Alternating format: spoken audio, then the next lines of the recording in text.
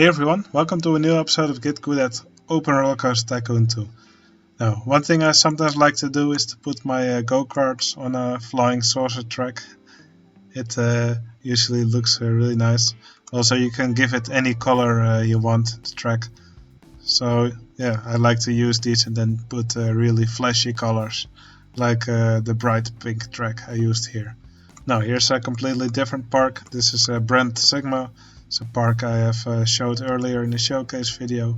Here there's also Go Karts, and I actually put the Go Karts also here on flying saucer track that serves as the catwalks right next to the oil rig. They're also racing around on the roof here on this track that I put here over the roof. I even let them go down here, down these little stairs. And here's another park where I put Go Karts on the top of on the roof of a building. They're really racing around the building here. As you can see, they're again on the flying saucer track. I think this gives quite a cool effect. So yeah, this works really well if you put your Go Karts on a crazy location like a roof or like the first park that I showed. It was completely a mechanical setting. So yeah, if you have them in a crazy setting, then and you want crazy colors for your go-kart, then you can use this method. Alright, I will now show you how to do it yourself. It's really easy to do. Alright, here we have our test park. Let's first enable the flying saucer ride. And let's make a really simple go-kart track.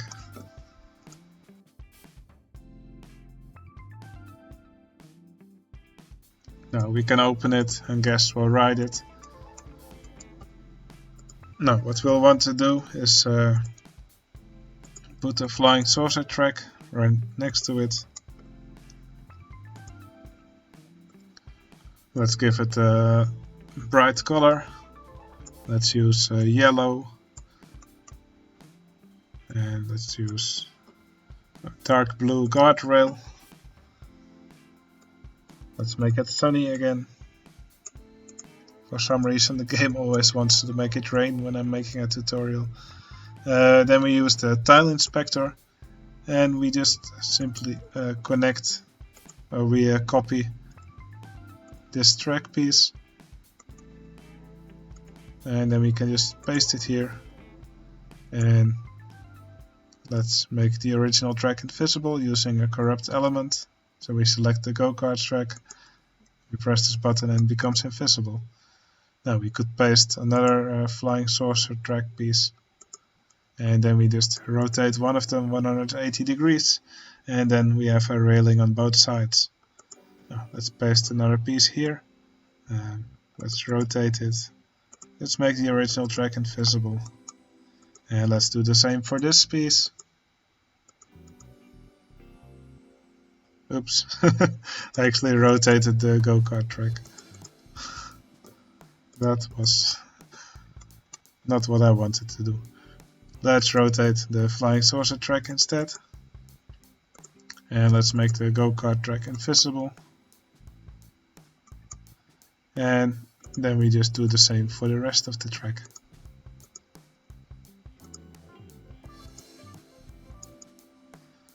And for the corner pieces, we can simply copy and paste the corner piece. Actually, we can already paste it here and just rotate it. Let's do the same here. And let's finish our track.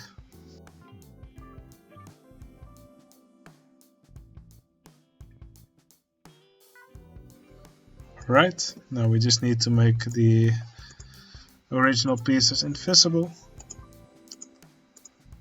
Well, the reason I usually make my go-karts, I like to make my go-karts invisible like this, is that because if you change them to the lift ride type, which I usually do, or elevator in American English, is that when the go-karts are filled with guests, they will actually wait for a long time before they actually start the ride. So yeah, I guess the Go Karts are not really compatible with the lift ride type, and it's quite annoying that they wait so long every time. So that's why I prefer to just make the track pieces invisible one by one using corrupt elements. Maybe there's also other ride types that you can use that don't have this effect. But yeah, I usually use the lift ride type. But yeah, corrupt elements also work well in this situation. Now you can also make wider go-kart tracks. In my 6th tutorial, I showed you how to make wide go-kart tracks. Basically, what I did there was just make a. Let's allow the arbitrary ride type changes. So what I did for those rides was usually just make a track like usual, but at one point in the track, there would be a switch track.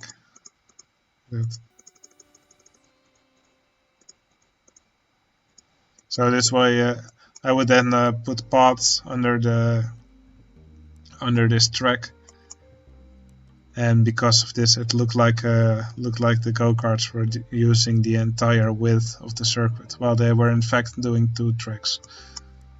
Well, if you don't know what I'm talking about now, just watch my 6th tutorial. I will also link it at the end of the video. But well, instead of path, you could also put a flying saucer track here instead. So we would just copy this track piece.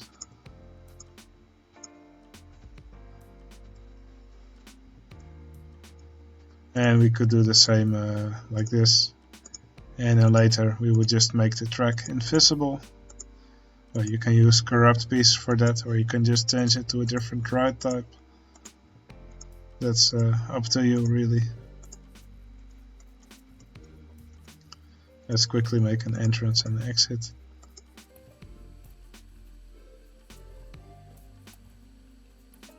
Now, as you can see, the go-karts are driving around now.